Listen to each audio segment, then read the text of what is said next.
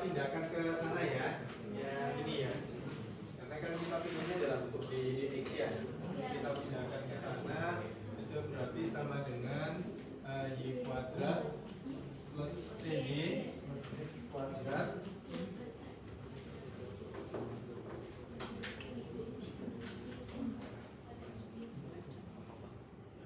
plus 9y kuadratnya.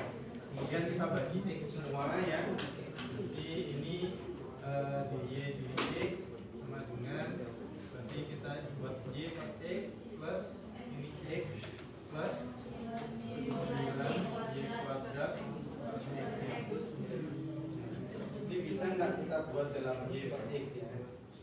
Ini dy dx y per x ini plus x plus ini 9y kali y per x ya. Ini ada apa? X sama y ya. Diapain lagi nih ya?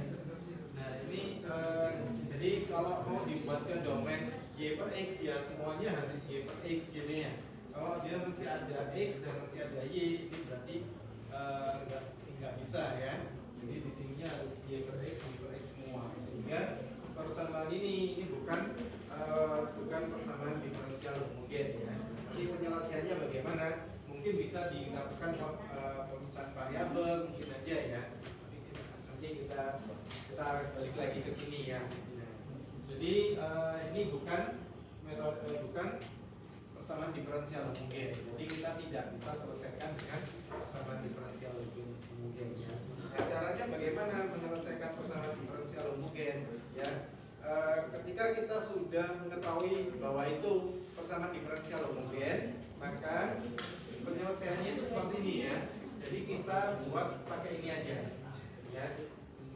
X dz per gz min z, z ini adalah y per x gitu ya. Nah ini kan sudah metode sudah dipisahkan variabelnya ya, z dengan z, x dengan x ya, dx dengan x ya. Nah, sehingga dengan seperti ini kita bisa melakukan proses integral aja ya. Tapi yang harus kita cari adalah gz-nya ini. Yang harus kita cari gz-nya ini. Ya. Nah, misalnya ini ya. Nah, kita cek dulu ini persamaannya homogen atau enggak. Persamaan diferensialnya homogen atau enggak. Nah, kita coba cek x plus y kemudian dx plus x dy sama dengan 0. Nah ini kita bagi dx saja ya, biar ini dalam bentuk dy dx ya. Ini kita bagi dx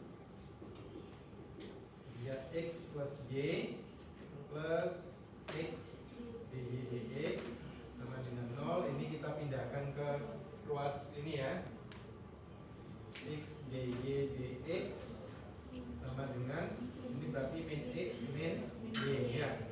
Sehingga dy dx nya ini kita bagi dengan x min 1 min y per x nya. Nah ini kan domainnya sudah y per x ya.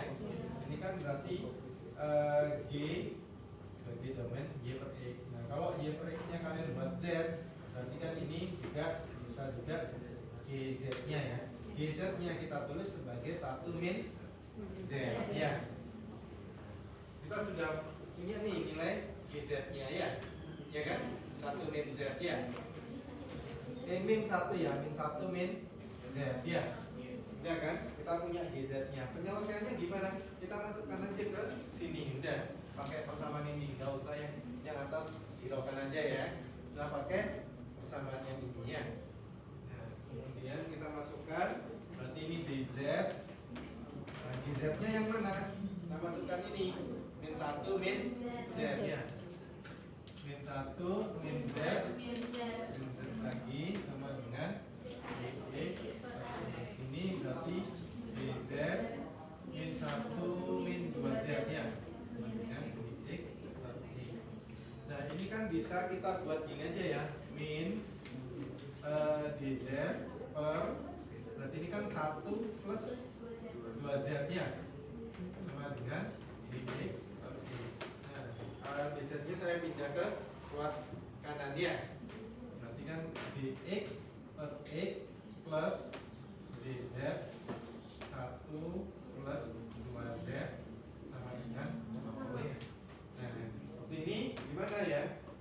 tinggal integralkan aja ya.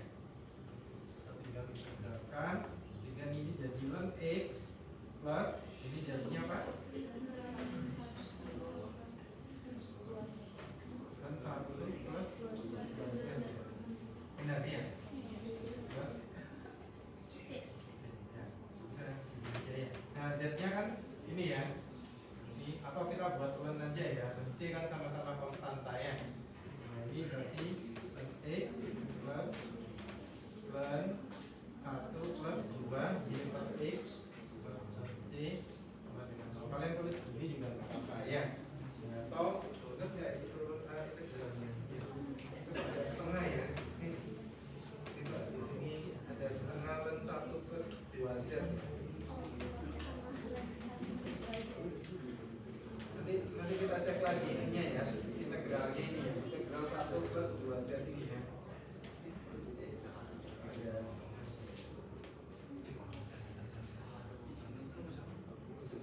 Nah, ini kita coba yang ini ya. Kalau untuk penyelesaian persamaan yang ini di contoh 2, nah GZ-nya kan sudah ada ini ya, setengah U kali 1 min U ini ya. Kemudian kita masukkan nanti dz per gz-nya yang mana itu ya, setengah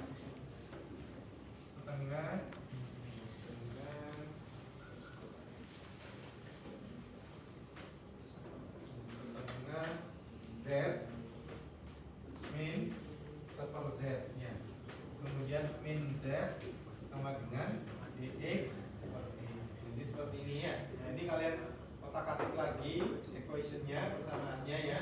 Berarti kan ini setengah z min seper z dikurangi z, kita sepakati dulu aja ya. Ini berarti kalau seperti ini kan jadinya z kuadrat min 1 per z ya. Berarti ini jadi setengah kali z kuadrat min 1 per z min. Nah, ini berarti kan z kuadrat per z juga ya. Ya kan? Ini kita otak-atik lagi gitu ya. Kita otak-atik lagi. Itu kan GZ ya. Ini kan GZ-nya ini kan ya.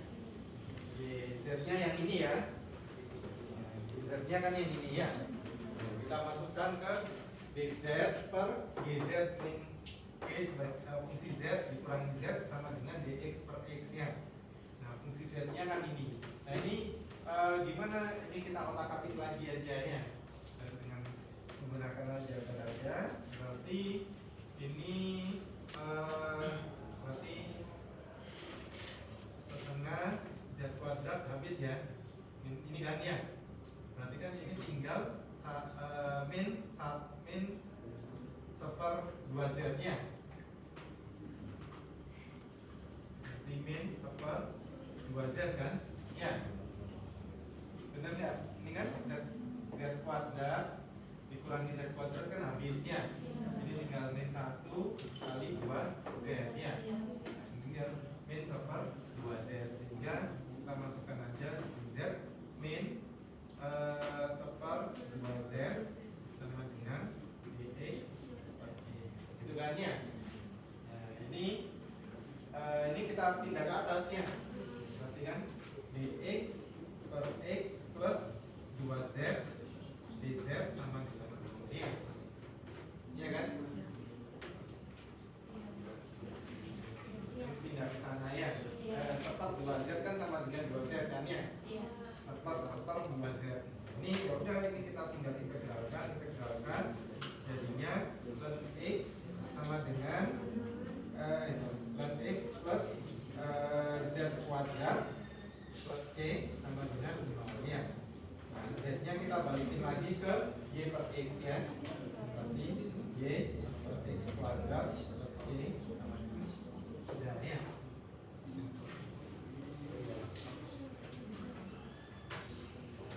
Jadi penyelesaian persamaan yang ini, ya, itu bentuknya, bentuk umumnya adalah ini ya.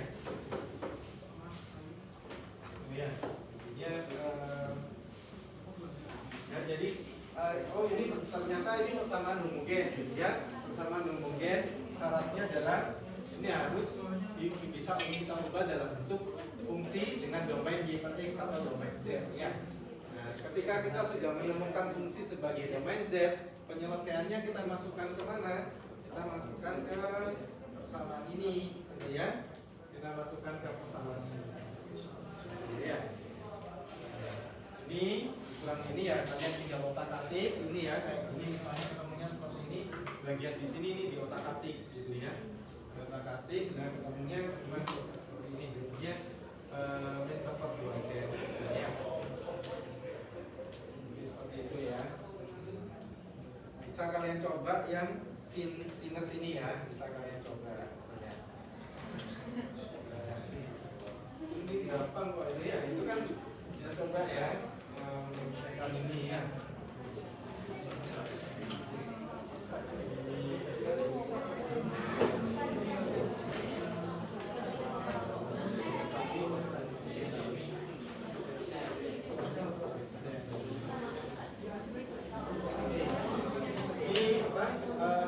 GZ-nya kan ini ya, GZ-nya ini ya, Z berarti kita bisa tuliskan aja GZ-nya itu sebagai Z kali sin Z plus 1 plus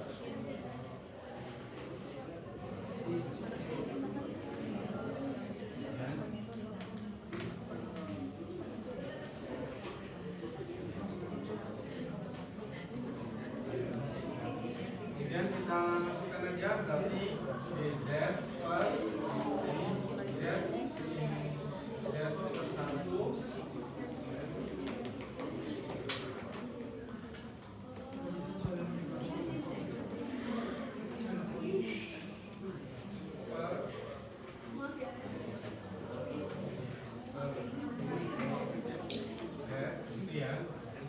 dikurangi dengan z kan-nya. Ini GZ-nya ini dikurangi dengan z sama dengan dx per x. Nah ini gimana ini ya? Ini kita ubah lah ya. Kalau kalian bingung buat terpisah aja. Sin z dikurangi, kita samakan menyebutnya kan ya. Nah ini berarti z kali sin z per z kali per sin z.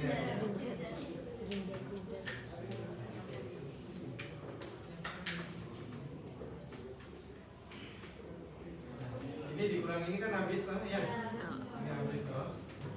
Nah, tinggal seper sin z ya. Nah, ini berarti dz per sin z x. ini naikannya seper ya.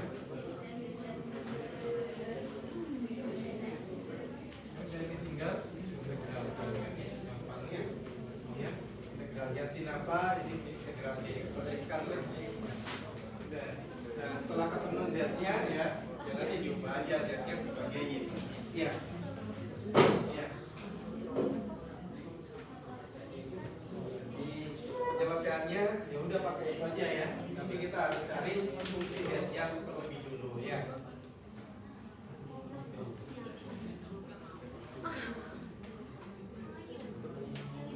Ya ini bisa kalian coba ya. Ini sebenarnya tadi ya, soal yang tadi ya. Soal yang tadi ini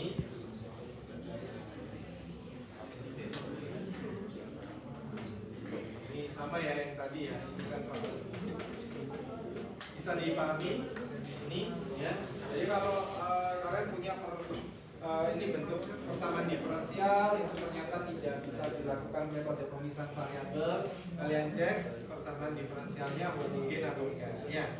Kalau dia homogen berarti bisa diubah ke dalam fungsi dengan domain z atau domain y per x ya. Penyelesaiannya kita pakai ini aja dz per dz fungsi z minus z sama dengan dx per x ya. Nanti setelah ketemu z-nya balikin lagi ke dalam y per x ya. Itu persamaan diferensial homogen.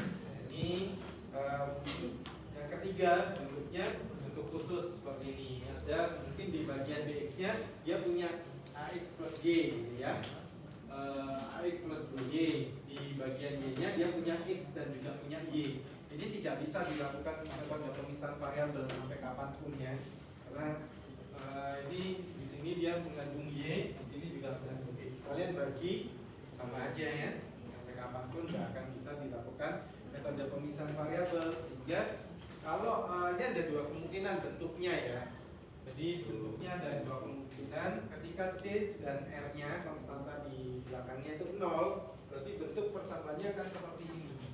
Dia kalau ininya sama, degree-nya sama ya, pangkatnya sama, ini x y sama pangkat 1 gitu ya. Maka ini merupakan bentuk persamaan diferensial homogen. Penyelesaiannya bagaimana?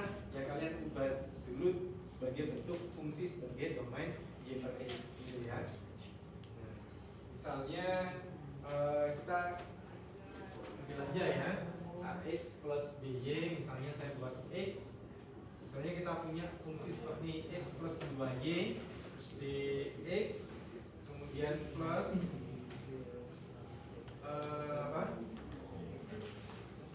bx misalnya 3x plus 4y gitu ya, 4y dy. Ini tidak bisa nih dilakukan pemisahan variabel ya. Ini kalian bisa, nggak bisa kan yang dibagi-bagi, nggak bisa ya di ini ya. Oke, kita cek ini persamaan diferensial homogen apa enggak ya. Yang pertama ini ya, dia persamaan diferensial homogen karena ini sama pangkatnya ya, x dan y-nya pangkatnya sama. Penjelasannya bagaimana? Berarti kita harus nyari fungsi y per x-nya ya, dengan domain y per x-nya. Oke, ini kemudian kita bagi dx semua ya. Berarti ini kalau dibagi dx tinggal x plus 2y plus ini 3x plus 4y ini sama dengan 0. Kita pindahkan ke sana. Ini kita pindahkan ke sana, terus dibagi dengan 3x plus 4y ya. Kan? Berarti dy dx itu sama dengan min x plus 2y per 3x plus 4y. Nah, ini kita mau jadikan apa? Y per x bagaimana gitu ya. Kita bagi x saja semuanya ya. Ini dikali 1 per x biar jadi y per x ya. Ini dikali 1 per x, ini dikali 1 per x juga kan. Ya.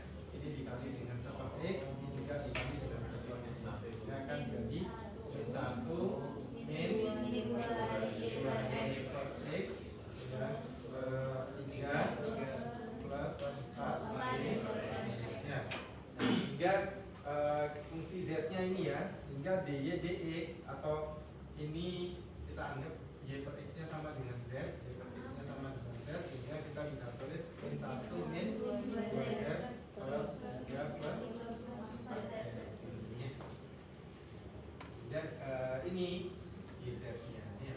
Sehingga fungsi apa? Untuk fungsi seperti ini merupakan persamaan diferensial homogen karena kita bisa mengubah apa? Dy dx menjadi fungsi z gitu ya. Penyelesaiannya bagaimana? Ya udah kalian bawa ke ini ya, dz per dz ini ya. Jadi ada beberapa kemungkinan. Kemungkinan yang pertama c-nya 0, r-nya juga 0 gitu ya. Jadi tidak ada konstanta. Nah, kemudian kalau ini bentuk yang seperti ini, ax plus by sama dengan k bx plus y. Jadi nilai di sini itu ada hubungannya ya, ada hubungan konstantanya. Nah, contoh persamaannya itu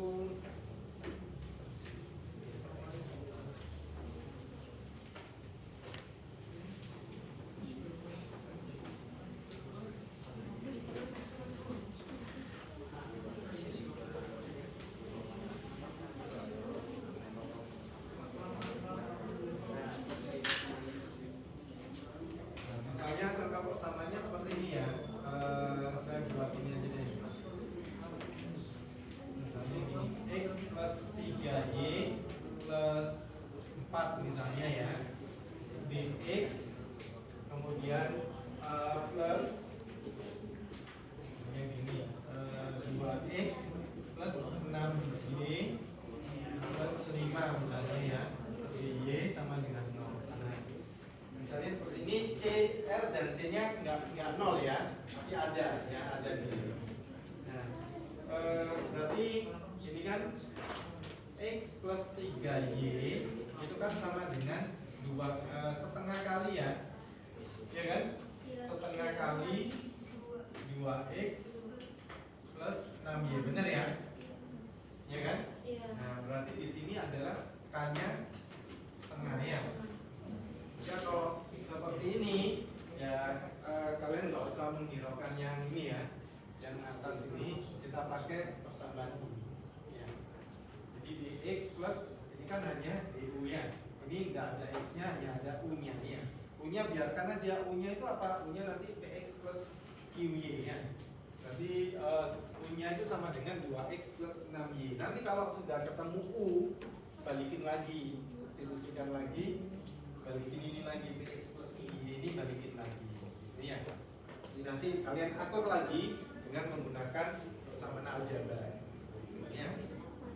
Nah, ini kan berarti kita masukkan dx plus u plus r. U-nya berapa? U-nya biarkan aja ya. U plus r-nya berapa? R-nya berarti 5 ya. R-nya berarti 5 per, nah ini k-nya setengah ya, kali q. Q-nya 6 ya. Q-nya 6. Kemudian min p, p-nya 2. Gitu ya, biarkan aja u. Kemudian plus q, c, q-nya 6 kali c-nya 3, c-nya 4 ya. C-nya 4 min p, p-nya berarti 2, r-nya 5 ya. Ini du sama dengan 0. Kemudian berarti dx plus ini berarti kita buat u plus 5, ini 3, ini 2, u ya, plus 6 kali 4, 24, 14 ya. Plus udah, ini kan penyelesaiannya bagaimana? Jadi kita tinggal integrasikan aja ya. Kita integralkan, integral pecahan masih ingat ya cara mengintegralkan pecahan ya, di matematika 1 apa SMA kan ada ya, SMA ada enggak? Integralkan pecahannya. Nanti kalau UTS pas saya males gini, ya udah saya kasih poinnya. Ya poinnya enggak bisa. Misal UTS kalian cuma masukin sini, misalnya saya kasih 20 poin, kalian masukin gini doang, ya saya kasih 5 gitu ya. Kan ini tinggal masukin aja angkanya ya. Saya tetap kasih poin, saya malas mengintegralkan Pak. Saya kasih 5 poinnya dari 20/4 doang ya. Ya nggak apa-apa ya. Nah, ini pakai integral ini ya, pecahan ya. Buka lagi matematika 1-nya atau SMA-nya gitu ya. Jadi penyelesaian bentuk umum ini yang pertama merupakan persamaan diferensial homogen, yang kedua dia merupakan persamaan diferensial yang bisa dipisahkan ya dengan metode pemisahan variabel. Simpel ya ini ya. Jadi kita sudah belajar 3 ya, 3 tadi ya.